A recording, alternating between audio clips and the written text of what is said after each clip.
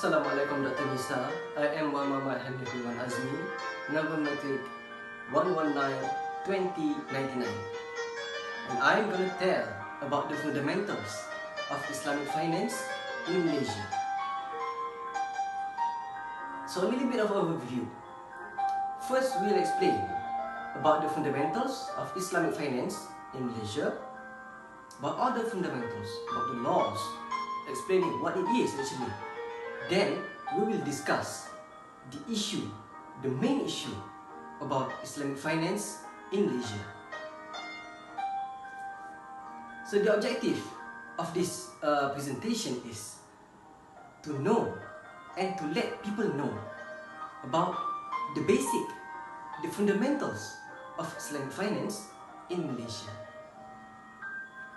Because when we know the basic, we will know. It is easier to us to know what become next, even to the fruits. First, we have to know the root. So, about Islamic finance, then you will hear about IFI. People talk about IFI. What is IFI actually? IFI is stand for Islamic Financial Institution. IFI. It refers to three body. First, the licensed Islamic banks. Islamic banks. Bank Islam. Bank Muamalat. Bank Islamic bankings. Islamic banks. Then, it licensed takaful operators. Takaful operators is also one of three body under Islamic financial institutions in Malaysia. Then we have the third, which is the conventional banks, licensed conventional banks that have been approved to carry on Islamic banking business. Like Hong Leong Bank, we have Hong Leong Bank Islamic. And we have many more. Affin Bank, we have Affin Bank Islamic. So that the third body under Islamic financial institution. What is the Islamic banking industry? So Islamic bank is an IFI, which is regulated under Islamic Banking Act 1983, or we call it IBA. Banking and Islamic Institutions Act 1989, the BAFIA. People always call it the BAFIA. Easier, shorter, because the name is long. And the Development Financial Institutions Act 2002, DIFA. So that the three laws that govern Islamic banking industry. Then what is takaful institution? What is a takaful operator? Takaful operator is an IFI, as we had said before. A takaful operator is under IFI, a kind of IFI, but which had been established under Takaful Act 1984. The Takaful Act we call it. Then, when we talk about Islamic financial institutions, there will be someone who will talk about the Sharia Committee. So who is the Sharia Committee? Sharia Committee is a body of minimum 5 members. Who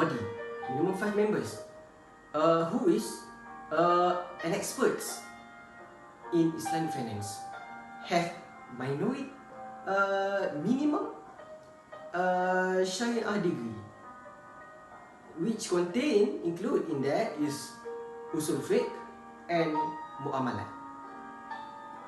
Then they will be appointed for 2 years term. Their contract is only for 2 years.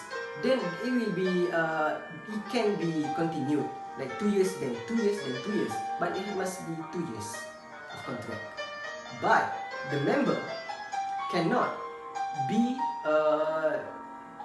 a Sharia committee member under one same IFI for more than 9 years.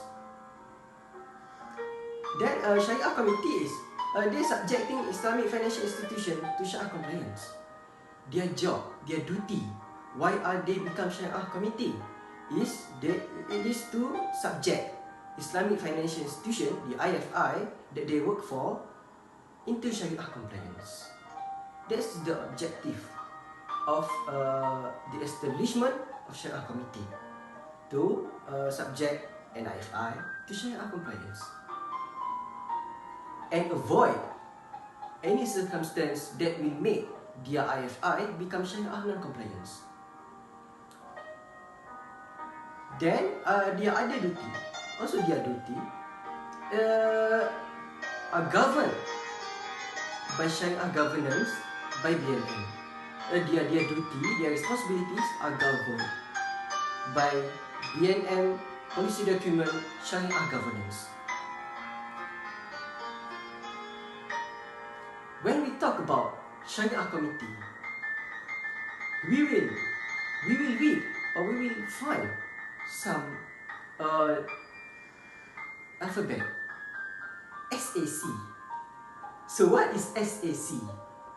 SAC, it stands for Syariah Advisory Council under BNM.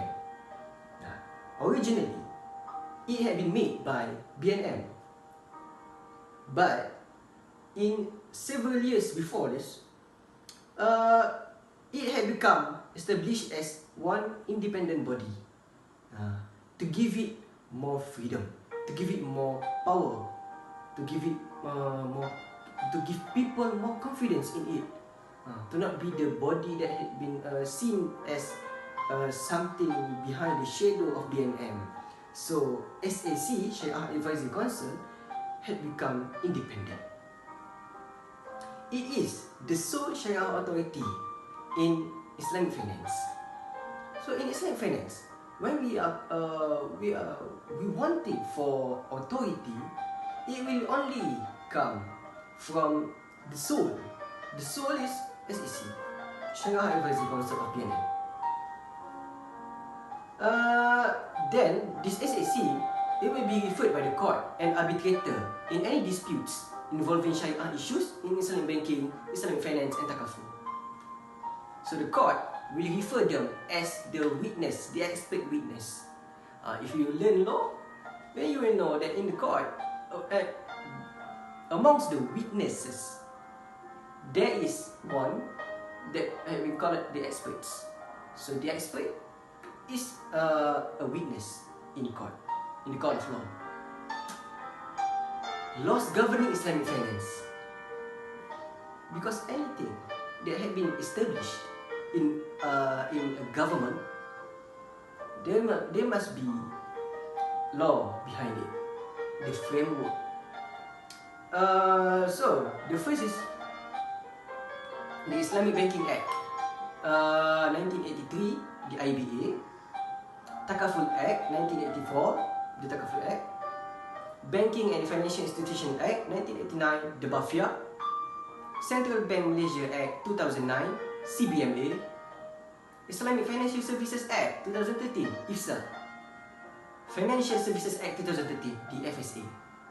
So those, I have mentioned 6, are the law that govern the Islamic finance. So the issue.